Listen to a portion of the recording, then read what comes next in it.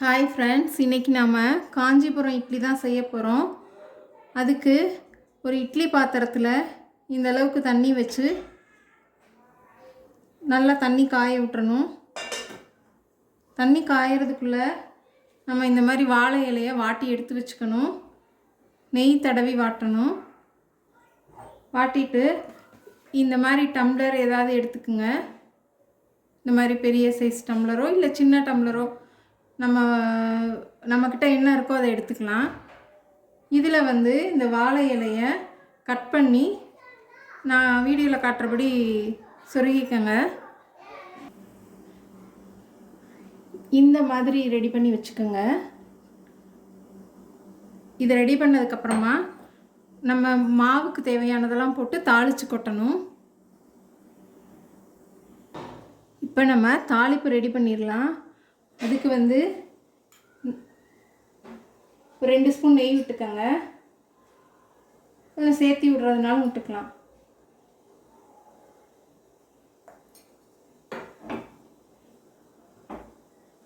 நெய் காஞ்சதுமே அதில் கடுகு போட்டுக்கோங்க.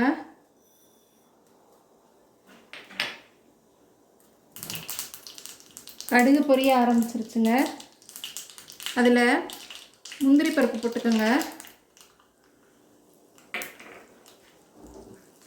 முந்திரி பருப்பு நல்லா ப்ரௌன் கலராக வரணும். நம்ம அதுக்கப்புறமா உளுந்தம் பருப்பு சேர்த்துக்கலாம். முந்திரி பருப்பு வறுபட்டுருச்சு. அதுக்கப்புறம் உளுந்து சேர்த்துக்குங்க.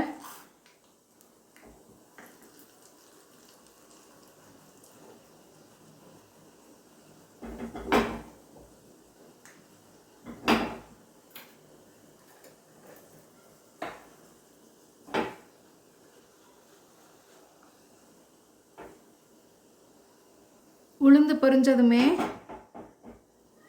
அதில் மிளகுத்தூள், சுக்குத்தூள், அதுக்கப்புறம் சீரகத்தூள் போட்டுக்கோங்க.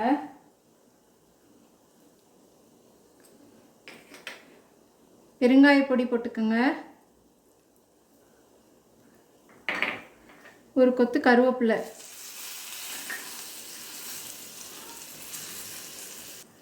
போட்டு நல்லா வதங்கியாச்சுங்க. இப்போ இதை அந்த மாவில் சேர்த்துடணும். நம்ம ரெடி பண்ணி வச்சுருக்க மாவில் இந்த பாருங்கள், இதில் நம்ம சேர்க்க போகிறோம்.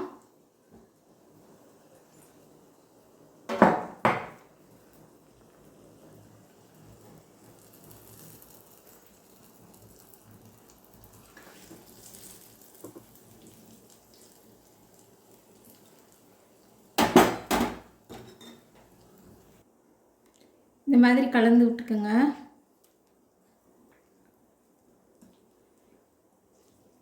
இந்த மாவு எப்படி செய்கிறதுனா, ஒரு உலக்கு பச்சரிசி, ஒரு உலக்கு இட்லி அரிசி, ஒரு உலக்கு உளுந்து போட்டு முத நாளே ஊற வச்சு ஆட்டி உப்பு போட்டு கரைச்சி வச்சுருங்க.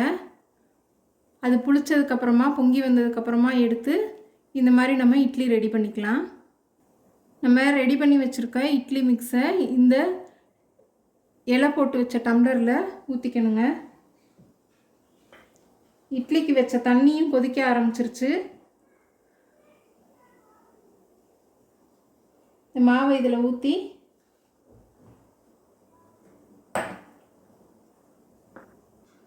இந்த மாதிரி மாவு ஊற்றி வச்சுக்கோங்க. பாருங்கள், ஊற்றி இட்லி பாத்திரத்தில் வேக வச்சு எடுத்துக்கணுங்க. ஒரு 25 நிமிஷமாவது அதை வைக்கணும். பாருங்கள், இந்த மாதிரி வைக்கணும். வச்சு மூடி விட்டுருங்க.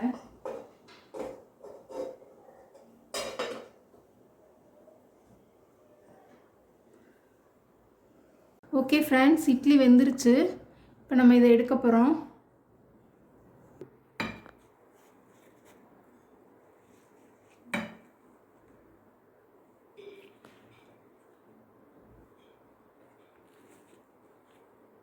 ஓகே ஃப்ரெண்ட்ஸ், நம்ம காஞ்சிபுரம் இட்லி வீட்டிலே ரெடி பண்ணியாச்சு.